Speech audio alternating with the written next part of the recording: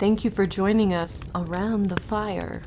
For more information or to make a donation, please visit randomactsnetwork.com. Now, want to hear a scary story?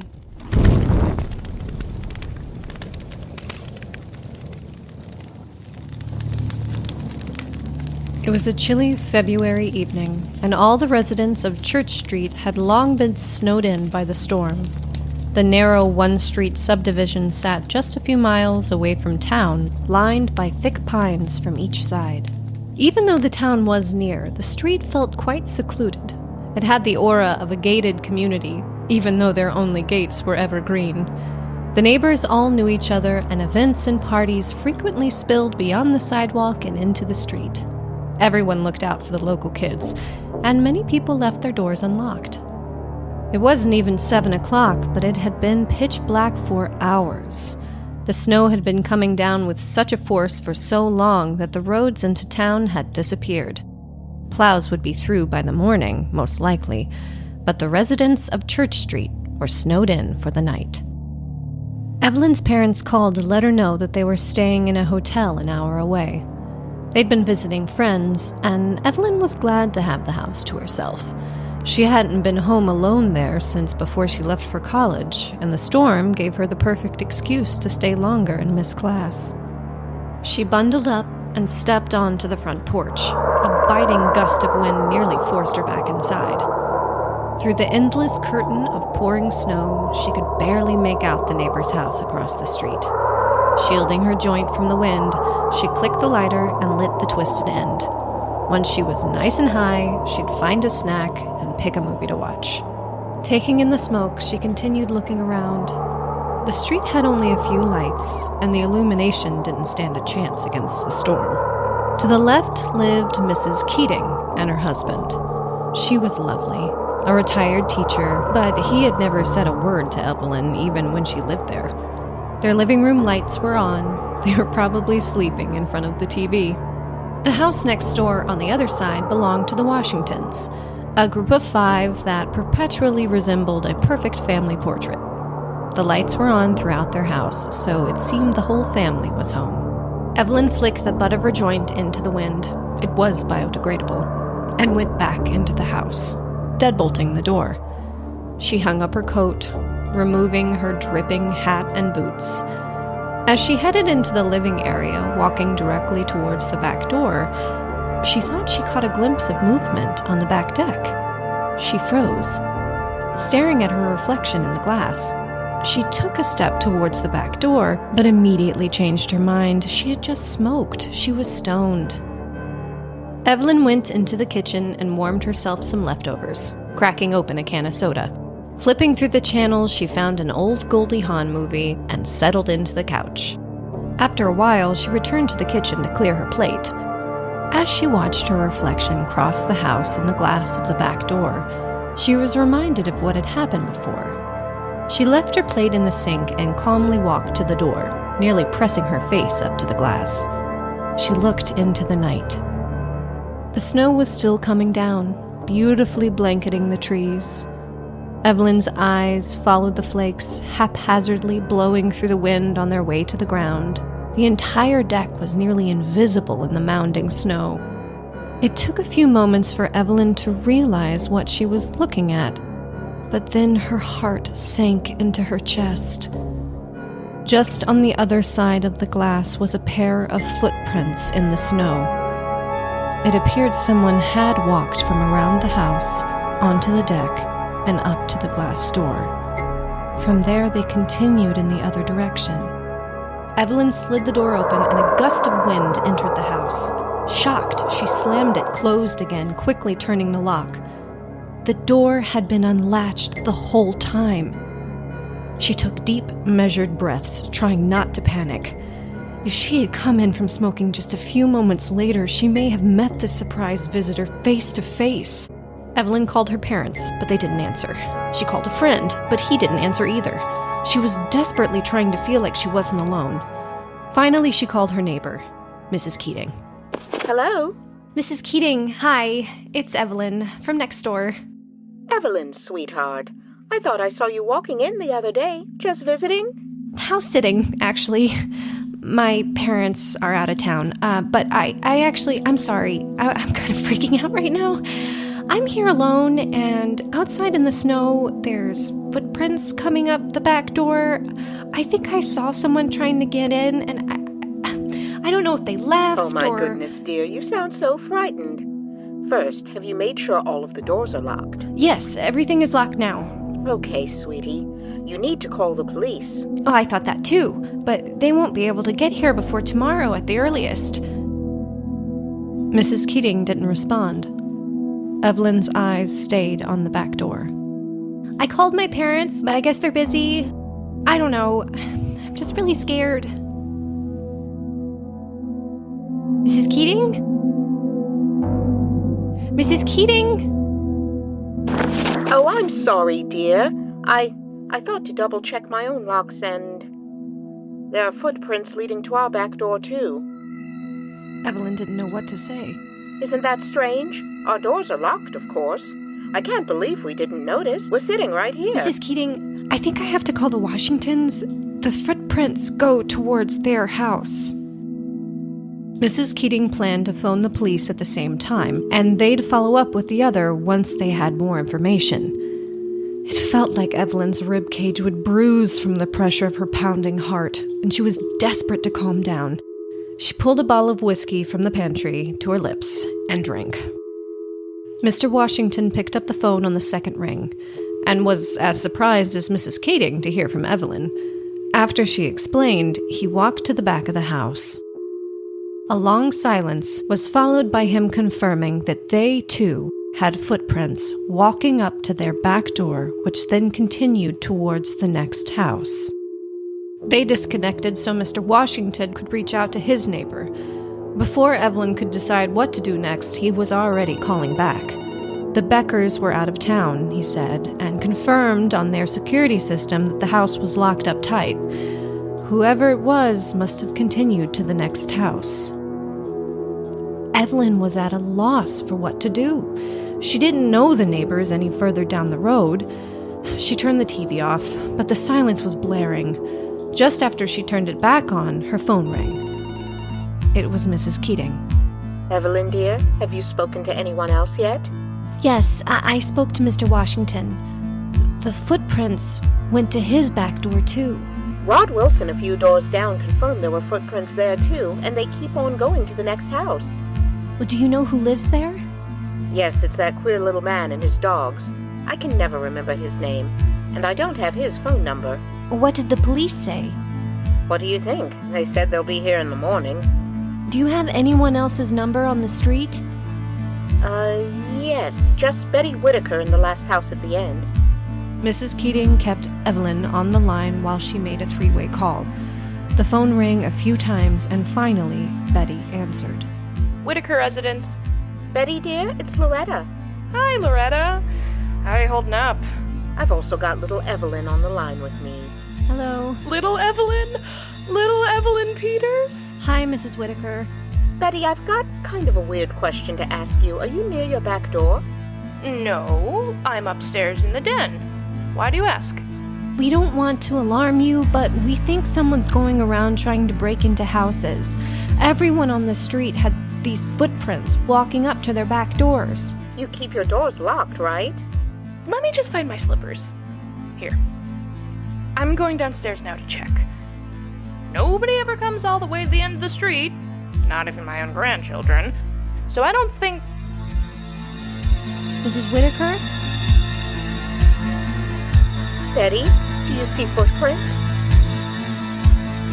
Yes. I'm looking at my back porch now. There are footprints leading up to the door, but none leading away. What came next was a blur. Word spread quickly over the phone, and a group of 3 husbands, Mr. Washington included, took off for the Whitaker house together to ensure that Betty was all right. The men looked everywhere but didn't find anyone inside. They couldn't find any indication that someone had entered from the backyard. One of them joked that Betty was the source of the footprints the whole time, that she had forgotten where she lived and wandered to every house before she finally got home. Though a tad cruel, it did account for the fact that the footprints never left. Betty agreed to stay with the Washingtons until the morning, until the police could confirm that her home was safe. She didn't want to be there alone. In the mid-afternoon the next day, the roads were finally cleared enough for emergency vehicles to get through. Betty met the officers outside her house, watching an entire team go in and out, checking every room thoroughly. They couldn't find a sign that anyone had been there other than Mrs. Whittaker herself, and the footprints out back were long lost to the storm. The house, they said, was secure. Both Mrs. Keating and Evelyn received calls from Mrs. Whittaker to share the news and invite them over for cocoa. The neighbors bundled up and walked to the end of the street together, laughing about how scared they had been. Now that the footprints were gone, even Evelyn started to question if they were ever there at all. Mrs. Whittaker had just gone into the kitchen to fetch the schnapps when both Evelyn and Mrs. Keating heard a dull sound from below. They went silent, holding for another noise. They heard Betty tuddling around the kitchen, but nothing else. After an hour or so, the guests put on their coats and headed home. They were only passing the next driveway when they heard a horrible, petrified scream from the house they'd just left. Evelyn sprinted back to the Whittaker house, leaving Mrs. Keating behind. As she neared the driveway, a thin man burst through the front door, running into the yard and towards the street. He wore all black and his eyes were dark and wide. He rushed so frantically that he fell to all fours for a few strides before getting back up to his feet. Evelyn screamed. Mrs. Keating saw him too and began yelling to alert the other neighbors as the man made his way down Church Street. Evelyn threw herself through the front door, calling for Mrs. Whittaker. There was no response. She called again, stepping slowly towards the dining room she'd left just minutes ago. The smell of cocoa still lingered. As Evelyn passed through the frame into the room, she found the poor old woman lying lifeless on the floor. The basement door was wide open, and Evelyn's eyes followed the stairs down into the darkness.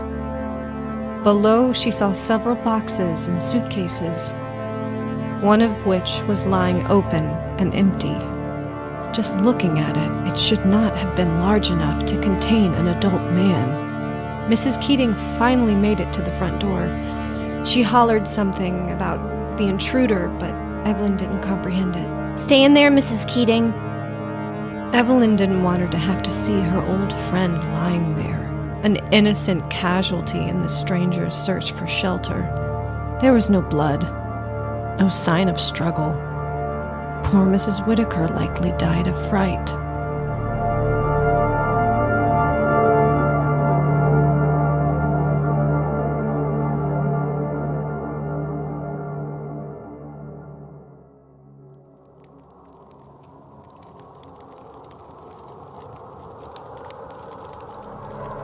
Footprints, story by Bryan Renaud, told by Shannon Lee Weber, featuring Terri Lynn Hudson and Hannah Mary Simpson.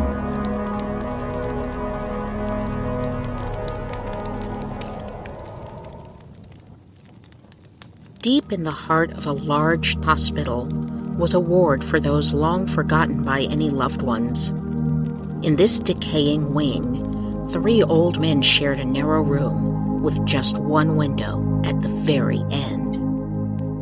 The man who had been there the longest, Harold, had the bed nearest to the window.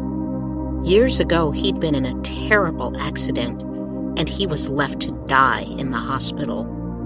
At some point over the years, Harold fell unconscious and never woke back up. He laid there below the windowsill each day, breathing in and out quietly, never opening his eyes. In the middle bed was George, a chronically ill man pushing 80. He had a weak heart and many troubles with mobility. Yet he was known for remaining endlessly cheerful despite all of this. He enjoyed the light of the window from his resting place, but couldn't see anything but the sky above. George's positive nature could really bother the man in the third bed, furthest from the window. Richard was quiet and always grumpy. He was known for saying that George was happy enough for the both of them. From Richard's bed, he could barely enjoy even the light from the window. He spent his days frowning and avoiding George's attempts at conversation. Eventually, Harold passed away in his sleep. The nurses somberly came in to remove his few belongings and change the bedding. This ward would be ceasing operations soon, they mentioned, and they would not be taking any new patients. The nurses shifted George to the bed by the window, and then Richard to the center mattress. Even though Harold had always been silent, the room felt especially still with an empty bed. After the nurses opened the curtains and left the room, George enthusiastically welcomed the view. Overjoyed, he told Richard what he saw. People walking by in the square, a group of young, beautiful women. There was a traffic jam outside of an ice cream parlor, and a police officer walking by. A group of children chased each other on the sidewalk. In a matter of moments, Richard and George felt more connected to the outside world than they had in years. Though it pained him even to speak or smile, George made sure to describe what he saw to Richard at least once a day, sometimes even more. He was weak and tired, but he assured Richard that he was happy to do it. George told Richard of the falling rain and growing puddles in a thunderstorm, followed by clear skies and a stunning rainbow. He chuckled at the businessmen, always in such a hurry, and laughed with the playing children. As the days went on, Richard wanted more and more to see it all for himself, but he knew he'd have to wait for George to die for that to happen. Of course he didn't wish for George to die, but he didn't mind the idea of having a room with a view all to himself. How many more chances would he have in life to set his eyes on a group of beautiful women? After a few weeks had passed, Richard awoke in the middle of the night. George was tossing and turning in his sleep, groaning and mumbling. Occasionally he'd have an attack in his sleep, and he kept an emergency bottle of pills on his nightstand in case a nurse couldn't get to him right away. Richard set his eyes on the bottle, feeling the hairs on the back of his neck stand up. He looked to George, still squirming in his sleep, and reached out towards the bottle. In a quick decision, he purposely knocked the pills to the floor. The sound startled George awake, who quickly gasped and clutched his chest. Richard had pulled his arm back under the blanket just in time. It felt like his own heart would explode. George attempted to sit up but couldn't, awkwardly leaning towards the side of the bed. With great effort, he swung his arm to the nightstand. His hand slid around the table, knocking over the water glass and bumping into the lamp. Richard watched George's hand stop moving as his eyes landed on the pill bottle that had rolled across the floor. Then they shifted, locking with Richard. George knew what Richard had done. And that's how he died, tilted toward Richard's bed, eyes wide open and glaring directly at him. Richard didn't sleep that night. He looked past George's frozen stare at the closed curtains. Tomorrow, he told himself, he would see the world. The next morning, the nurses cleared George's things and moved Richard to the bed by the window. With 2 empty beds, he suddenly felt quite alone. But that won't matter, he thought. The world outside would keep him company. Finally, he would see for himself all the things George had described. As the last attendant left, George asked her to open the curtains. She obliged, and the room was filled with the light from outside. George turned on his side, taking in the view. But all he saw was a brick wall.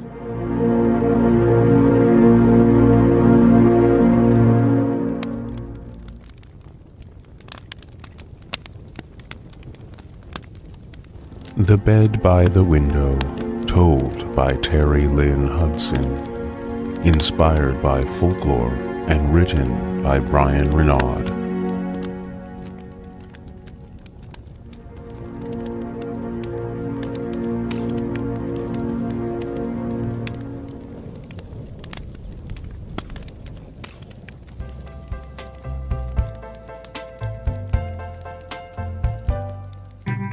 Danny and Cindy were enjoying their second date together. They had gone to a scary movie, splitting a large popcorn and a soda with 2 straws, and then for a long drive in Danny's car. The warm air coming in through the windows felt like summer waving its final goodbye before fall. They drove out of town and up to the top of a hill known as the Overlook, also known as the local makeout spot. Danny parked the car, turning off the headlights, and Cindy absorbed the view ahead of her. She could see the entire town of Haddington, though it was just a mess of lights from here. Surprisingly, it was almost romantic. Wanting a change in music, Danny turned the radio dial, catching an emergency news bulletin in progress. Police are still searching for a local fugitive known as the Hook Man, on the loose since escaping yesterday from the Maple Grove Mental Hospital and believed to be heading south. Authorities are still unsure how he managed to leave the facility, and though local activists are encouraging a town curfew, the mayor has not yet announced a plan. We're recommending all you lovebirds out there stay in groups and head home as soon as you can. We'll be back with the full story at 10. That's This so is Fred scary. Barker with CCN. Danny, close the windows. Oh, come on. Danny, please. Fine, but they're just gonna fog back up. I think we should go back into town. Babe, we're safe. We aren't far from the prison. The doors are locked. They said he was going south, nowhere near It's us. too He had no close. reason to come up here. You I don't think he wanna- wants to take in the view? He did have a good point. Come here, let me hold you. He moved in on her once more, but she firmly declined. I want to go home now. Ugh, you girls are always afraid of something. Wounded, he retreated to his seat. He placed the keys back into the ignition and started the car. In that moment, Cindy heard a faint scraping noise outside her door. Did you hear that? Danny turned the car off again, and the silence returned. Danny, don't stop the car. I want to go. He's here, Cindy. Danny! He held his right hand up, forming the shape of a hook with his fingers and leaning towards Cindy. It's the Hook Man.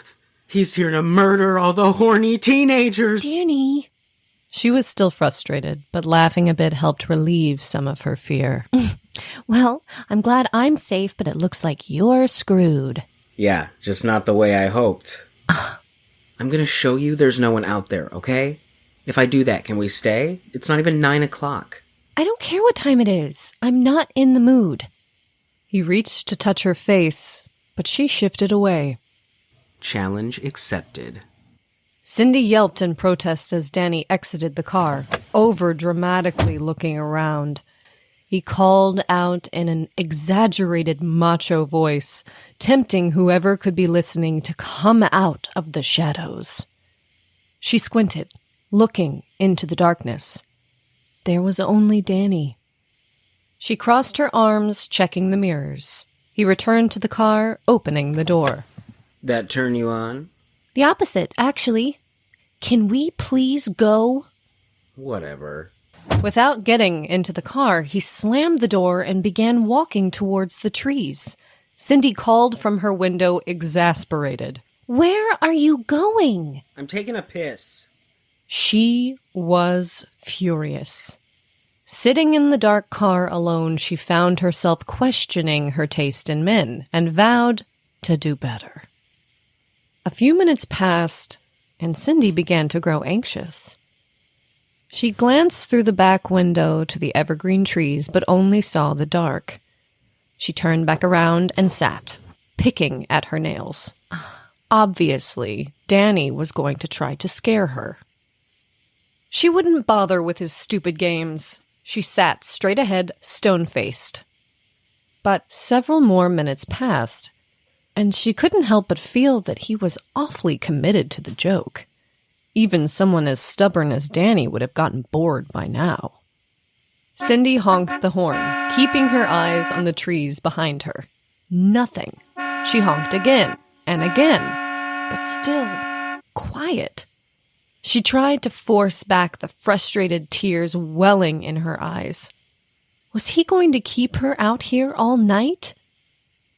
Cindy waited there, mentally going through her to-do list to pass the time, and thought about her family, She'd likely be grounded for missing curfew, though that would be a good excuse to avoid Danny for a while.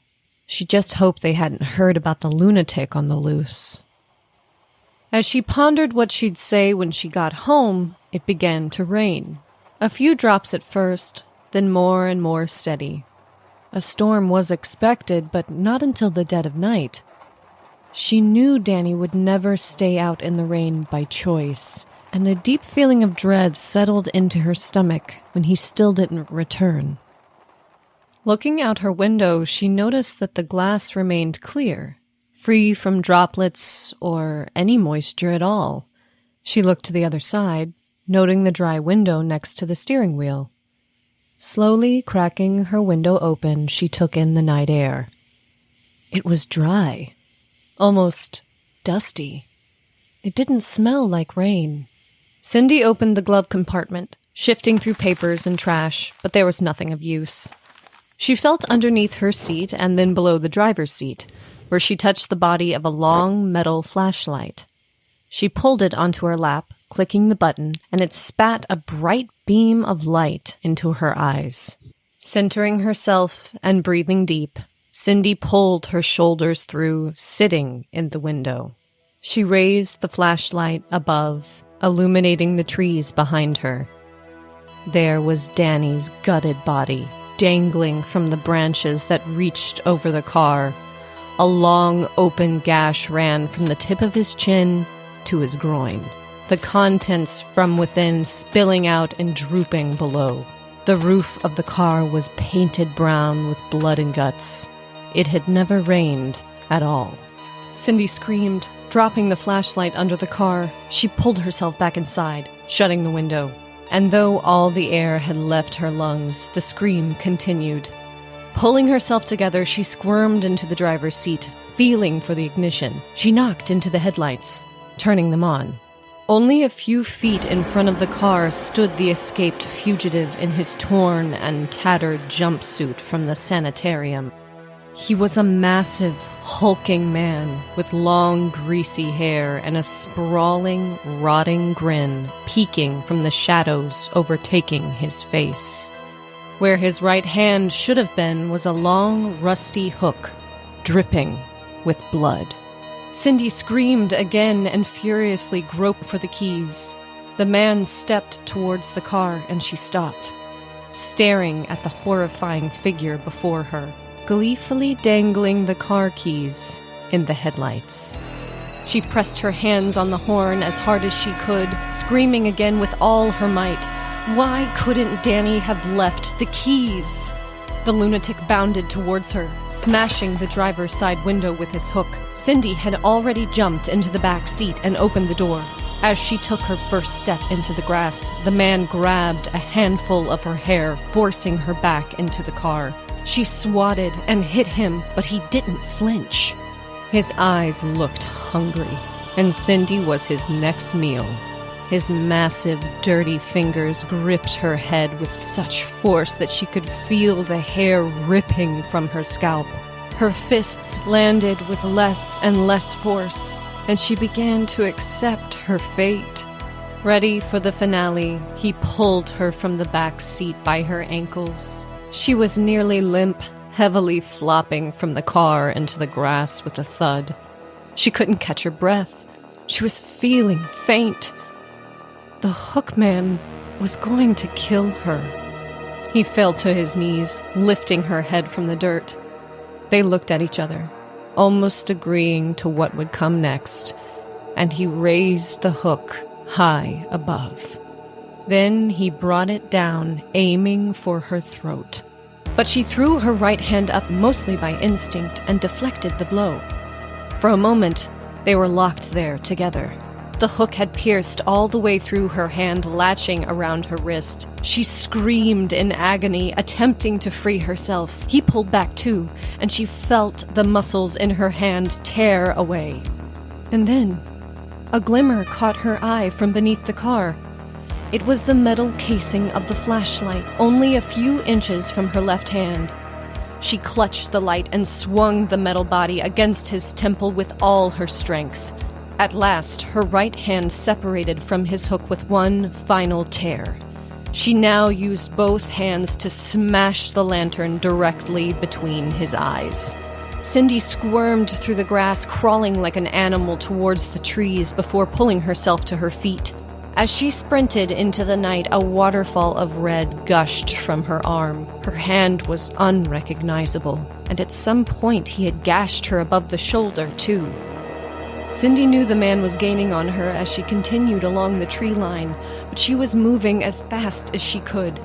She could only hope that she could reach the bottom of the hill and flag someone on the road. Then, as she came around a cluster of trees, she saw a car several yards away, parked against the steep hillside of the overlook. The windows were foggy, and she heard the muffled sounds of music. Danny and Cindy weren't the only couple on the hill that night. Screaming for help, Cindy made it to the car, beating her good hand against the trunk, then along the windows and finally against the driver's door. Receiving no response, she tried the handle. It was open. She threw herself into the empty seat and shut the door. In that moment, her eyes landed on the two corpses in the rearview mirror. The keys were in the ignition, and she started the engine and locked the doors. She wiped the window with her left hand, trying to clear the condensation, and threw the car into reverse. Cindy backed into the road, trying to ignore the dead couple sitting behind her, and switched to drive. The car was facing the bottom of the hill and the main road. She could lay on the gas and make it to town before the radio switched to the next song. But the lingering monster had appeared in the shadows behind the car, and she couldn't help but feel like she could do something more. Switching back into reverse, she pressed the pedal flat. The car lurched backwards, throwing the bodies behind her onto the floor, and gained speed as she neared the man. He stepped out of the way just in time, and she hit the brakes. He lunged towards the car, smashing the back window with his hook, and reached in for Cindy. She pressed on the gas, but the car hesitated in the mud. The bloody hook grew closer and closer. Finally, the car continued forward, throwing the man to the ground. Cindy twisted the wheel to the side, skidding in a full circle and facing him once again. He lifted himself from the dirt and now stood directly between the car and the steep hill looking into town. Fuck you. The car hurtled towards both the man and the drop-off. He lifted his hook into the air and began towards the car, shifting to his right to avoid the vehicle. But that's what Cindy had anticipated, and she yanked the steering wheel left. The front right of the car barreled into the hook man with a loud crunch, launching him over the side of the overlook, down hundreds of feet into the rocky valley below. She wanted to see his body, but she wouldn't stop the car until she made it to safety. As she neared the lights of the town, the tears came, along with the full realization of what had just happened. Cindy pulled into the police station and parked. Crying and shaking, she gingerly touched her wounds. She wanted to faint, or at least sleep until she woke up to find it all a nightmare. But then she remembered she wasn't alone in the car. Slowly opening the door, Cindy stepped onto the pavement. She was dizzy and shivering, leaving a trail of blood. The rain was moving in now, and the droplets joined the crimson stream running down her arm. She headed towards the station entrance, limping around the back of the car, when her eyes landed on an odd form at the front of the vehicle. Lodged into the metal just above the tire was the man's rusty hook, with the bloody stump still attached at the end.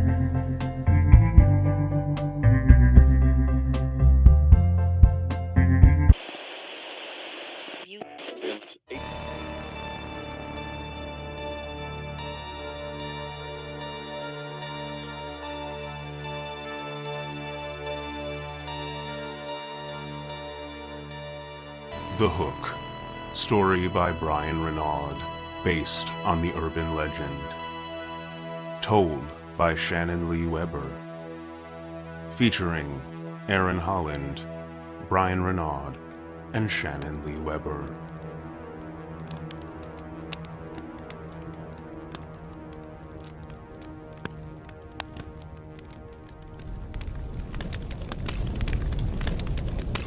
Dr. Marilyn York was relocating her family from Park City, Wisconsin to West Plainfield, Texas, where she planned to open her own practice. She'd previously flown out with her husband Roger to view houses, closing on one shortly thereafter.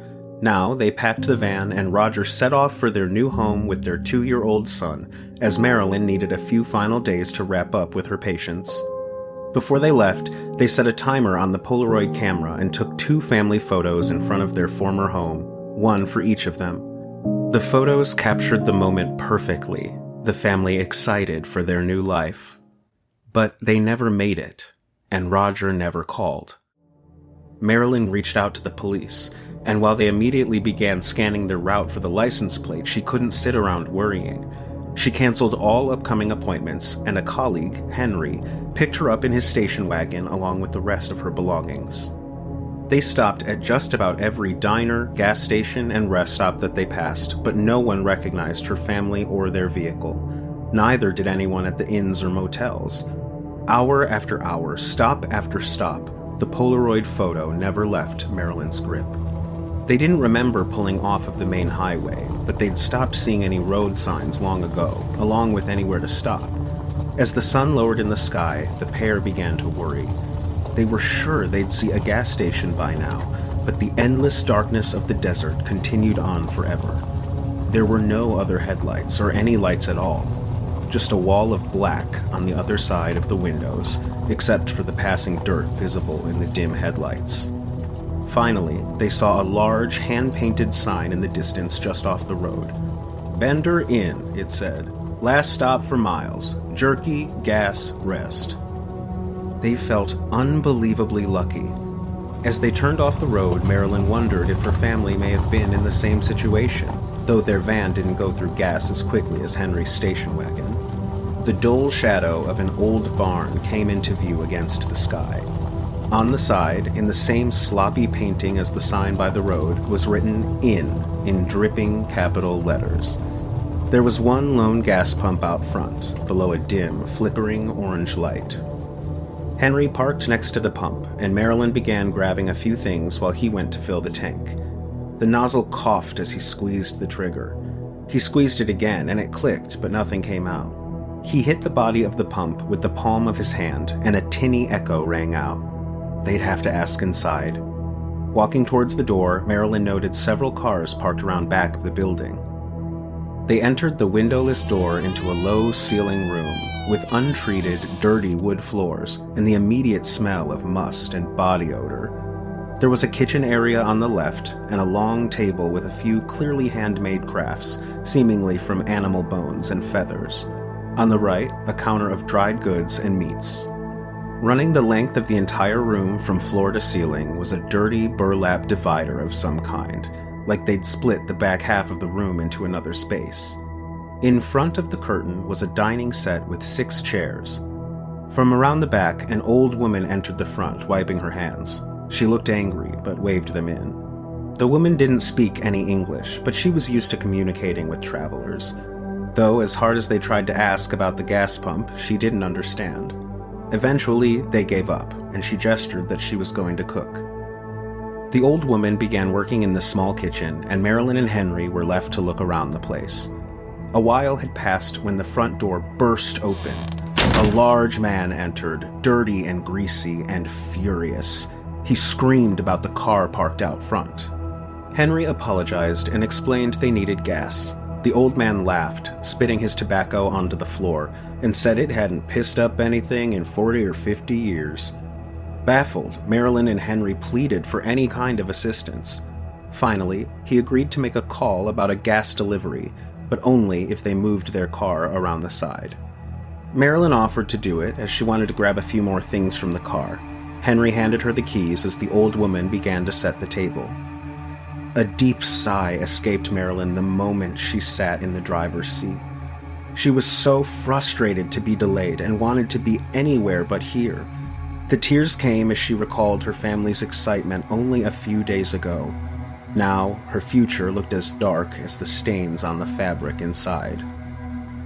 Marilyn backed the car away from the pump, pulling around the side of the building towards the other cars. Up close, it was more like a junkyard than a parking lot. Many of the cars were rusted or missing parts. Some looked ancient, nearly 20 or 30 years old. There were several vans and trucks, and everything stopped. Directly in front of her sat her family's van. The license plate had been removed, but she was certain. She threw the car into park and hurtled towards the van, shoving her face up against the window and looking inside. The van, which had been filled to the brim with their belongings, was now nearly empty. Left behind was only garbage, a few random papers, and her son's teddy bear. A feeling of dread overtook her so heavily she nearly collapsed. Looking back at the ramshackle hotel, she remembered Henry alone inside. Returning to the station wagon, she grabbed her small pocket knife and a canister of bear spray, tucking them both into her pockets. For the first time in her life, she wished she'd owned a gun. Upon opening the door, she noticed a fresh presence in the room. A young, beautiful brunette who was shamelessly flirting with Henry. Hearing Marilyn return, Henry looked back with a huge grin. They were going to be the guests of honor, he said. He pulled the chair back from the head of the table and waited for her to sit. Marilyn wanted to grab him and run, but there was nowhere to go. She hated the idea of the dirty, smelly curtain hanging behind her. The young woman was Kate, a medium who gave lectures at colleges across the South. She introduced Big Daddy, who said nothing in return, and called the old woman Ma. She asked what Marilyn did for a living, and panicking, Marilyn said she was a teacher. "How could you be a teacher," she asked, "if you're already a full-time doctor?" Marilyn's eyes shot to Henry. He nervously laughed, explaining he'd already shared how they knew each other. He looked at Marilyn like she was acting strange. She continued, apologizing. Sometimes she liked to create a new identity when she was on vacation, she said. "Vacation, huh?" Kate pestered again. "So you're not looking for your missing family?" If looks could kill, Henry would be dead on the floor. How the hell had he shared so much in such a small amount of time? Marilyn started to answer when Ma dropped a bowl loudly in front of her on the table. A puddle of murky, red-tinted broth filled the bottom, topped with chunks of fatty meats and mysterious vegetables. Big Daddy and Ma began feasting without saying a word. Marilyn watched as Henry lifted his fork and took a lump of gray meat between his lips, chewing and dripping grease down his chin. She didn't have an appetite, and she was baffled that Henry was so blind to how odd everything was around them. But there was something about Kate that was magnetic. She laughed at his jokes and played with his hair. He batted away the compliments in a way that begged for more, and she provided. She rested her hand on his nearest shoulder and stepped behind him. He took another bite as she began to massage his shoulders. "You really are handsome," she said. "A face like that doesn't come along often." He thanked her awkwardly. "It's gonna look even better on my brother." The curtain behind Marilyn whipped open, and a giant mass of a man appeared with a broad wooden mallet. He brought it down directly on Marilyn's head. She collapsed lifeless to the floor. Before Henry could scream, Kate slit his throat with the knife in her hand, and he too fell to the wooden planks below. The monster with the mallet stepped back behind the curtain and pulled a large lever. A trap door opened behind Marilyn's seat, and her body rolled inside. He then dragged Henry's body over, pushing him through and landing with a splatter in the darkness below. Kate complimented her brother and embraced him, giving him a long, wet kiss. He grunted with excitement. Ma got up to clear the plates and mop the floors, while Big Daddy helped himself to Marilyn's untouched dinner. He stabbed a chunk of meat with his fork and smeared it through the blood on the table like steak sauce. Time passed. Maybe minutes, maybe hours. Marilyn woke up from the jolt of Henry's body being lifted off top of her where he had landed.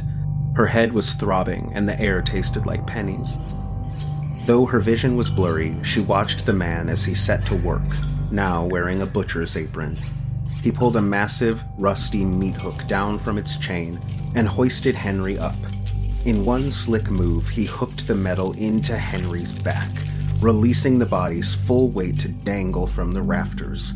The butcher looked back at Marilyn, who had barely closed her eyes, pretending once again to be dead.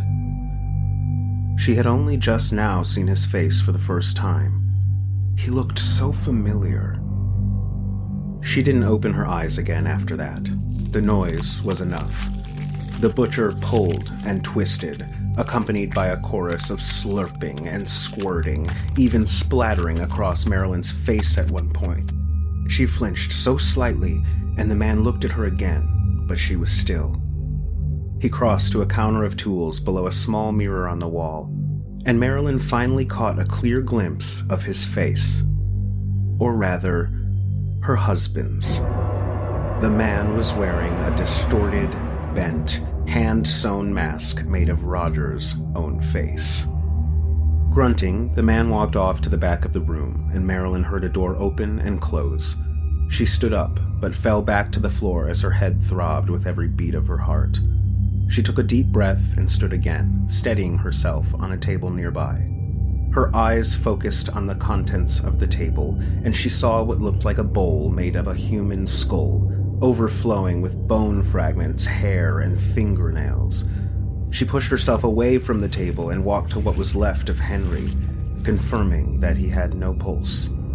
The butcher had been harvesting his skin. Though she'd hoped for his sake that he was dead, she now had to accept that she was totally and utterly alone with the Benders. The entire basement was filled with an inch or so of warm brown liquid. The space contained tables, boxes, and trunks of rusty hunting gear, and torture devices, knives and machetes, bits and pieces of animals and human bodies. Working her way through the room, she hoped to find an alternate exit. But it was too late. She heard the door open. The butcher was coming back. Marilyn moved as quickly as she could, returning to where she'd come from and pretending once again to be a corpse. The man walked into the room with his most horrifying tool yet, a chainsaw. He pulled the cord and the chain revved to life. Carefully, the butcher began to remove Henry's legs. Taking advantage of the noise, Marilyn got up from the floor and began running, making it nearly to the door before he noticed. The man whipped around, flinging the chainsaw through the air, clashing into everything near him, and followed. Marilyn burst up a set of concrete stairs, out of the basement and into a sun garden. She slammed the doors behind her and waited. Moments later, the man appeared, but Marilyn was prepared with her bear spray, blasting him directly in the eyes. He tumbled backwards down the stairs and she shut the doors once again, sprinting into the yard. Suddenly, she plunged several feet below into a pit of bones and rotting carcasses, a terrible brown mix of decomposition. She heard the doors open again and the chainsaw's engine. Marilyn pulled herself down into the rotting soup and allowed herself to drown in the decay. The man came to the edge of the pit and looked down. He rubbed his eyes and looked again. She was properly hidden, and he continued into the yard. She didn't move until the sounds had faded. After pulling herself out of the pit, she ran in the opposite direction of the man, careful not to bump into any of the other residents of the inn. She made her way through the trees and eventually came upon a small house. Without any other option, she knocked on the door, checking behind her that she wasn't being followed. A middle-aged blonde woman let her inside. Marilyn told her that there were killers nearby and that her husband and friend were both dead.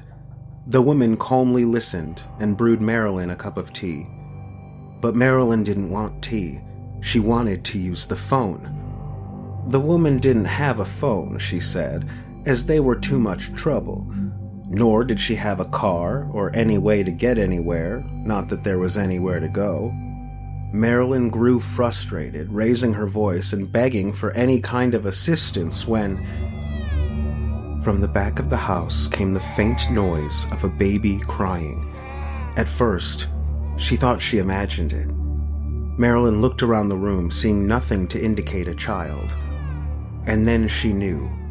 The familiar cries were coming from her son. Marilyn stole for the back room, gaining on the door, but as she reached for the handle, it opened itself. The baby cried from deep inside the room, out of Marilyn's sight. Blocking the view was Ma, looking furious as ever. Marilyn backed towards the living room, now hoping to escape outside, when a phone rang from around the corner. She looked at the blonde woman, who smiled with a mostly toothless grin. "You told me you didn't have a phone," she said. The woman looked like she could barely contain herself. "Guess I forgot." She laughed as Ma answered the call, and Marilyn left the small house and returned to the woods. It was dusk and getting harder to see. Listening close, she could only hear the sounds of bugs and birds and maybe bats. She took a few quiet steps, keeping an eye on the shadows around her.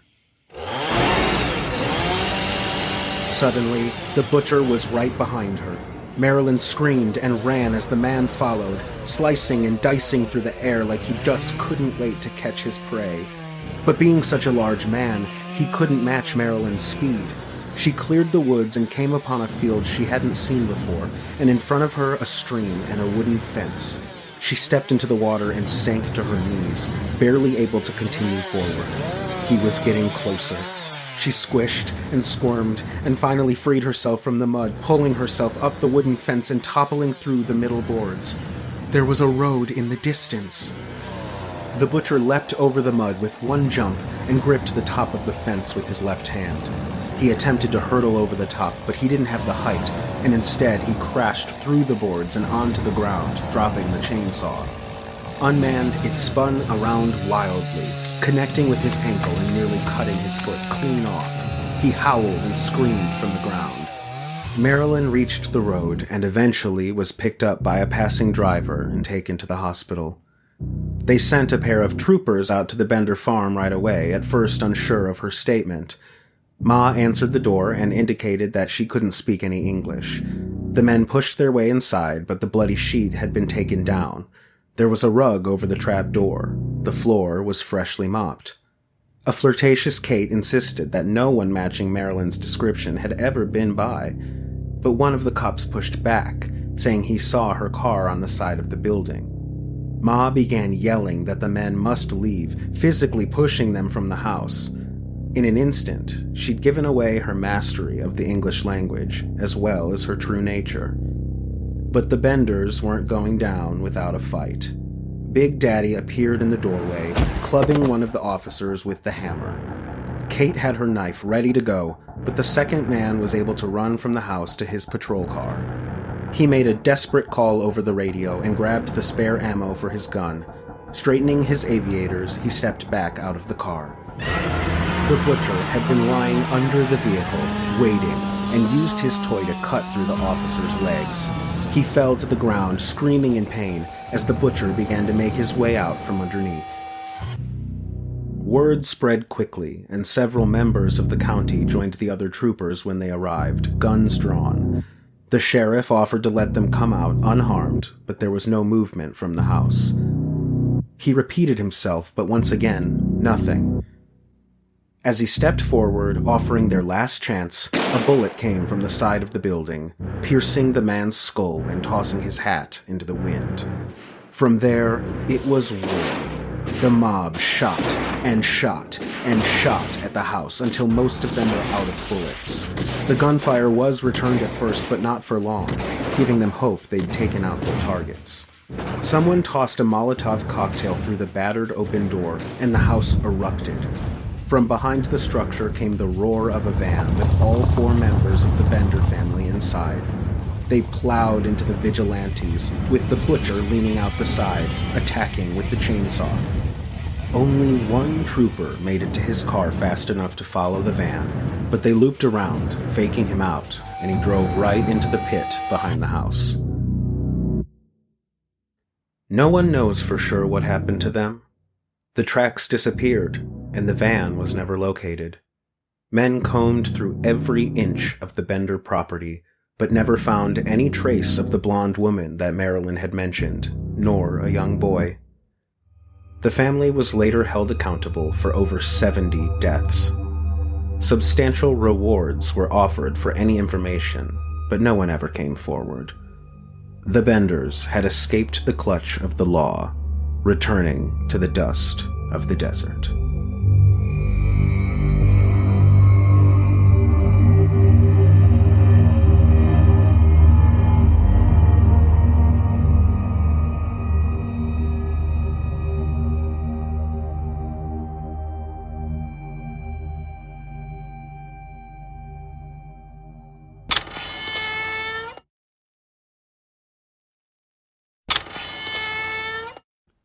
The Chainsaw Massacre. Written and told by Bryan Renaud.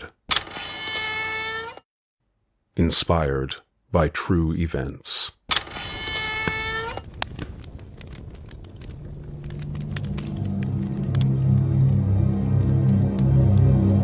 On her way home from the market, an old woman took a shortcut through the cemetery. She was so hungry, and the money she'd saved had barely filled her basket. As always, she wondered how she'd make it to the next week, though she always found a way. As she passed under a massive weeping willow, she noticed that several gravestones were missing, and some plots had even been dug up. For what reason, she had no idea. Looking around, she seemed to be alone in the graveyard. With her mind wandering, she failed to keep her eyes on the path before her, and she tripped over something, falling to the ground.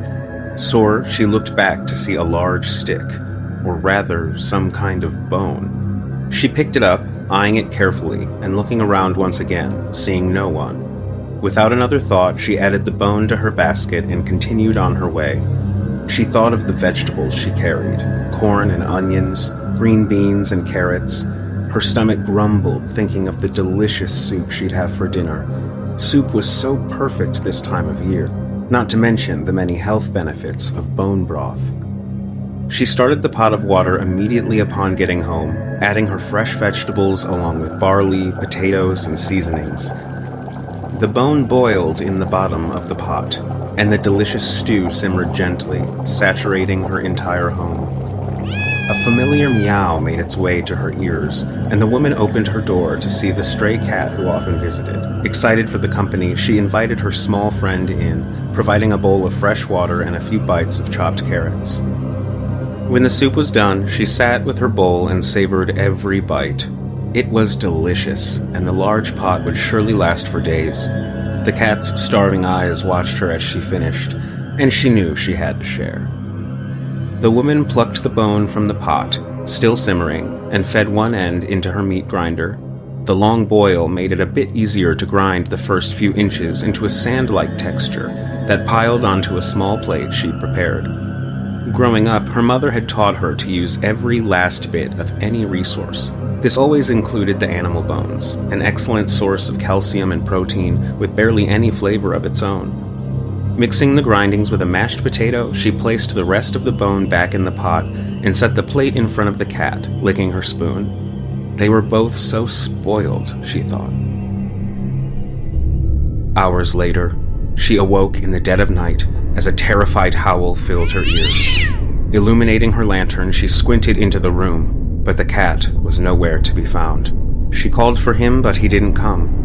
The soft bubbling of the simmering soup was the only noise in the night around her, until she heard the voice. Give me back my bone.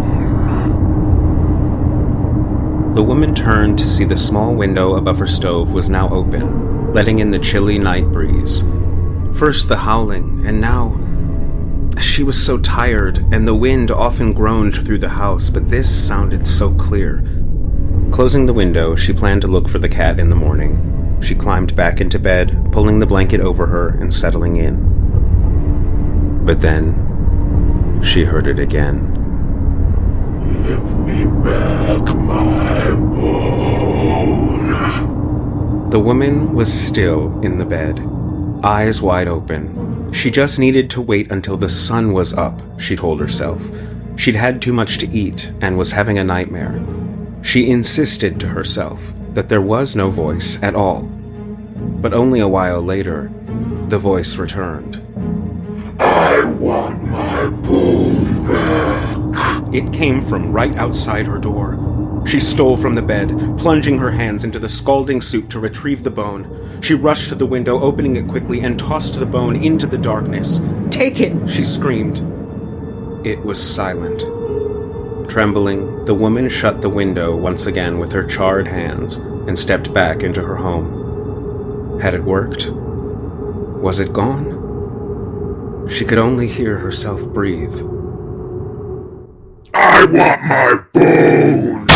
The door burst open, and the woman screamed with mortal terror. "I gave you your bone! I gave it back! I'm sorry. I didn't know. I gave it back. What more do you want from me?" She sank into her bed as the being stepped through the doorway into her home. I want the rest of it.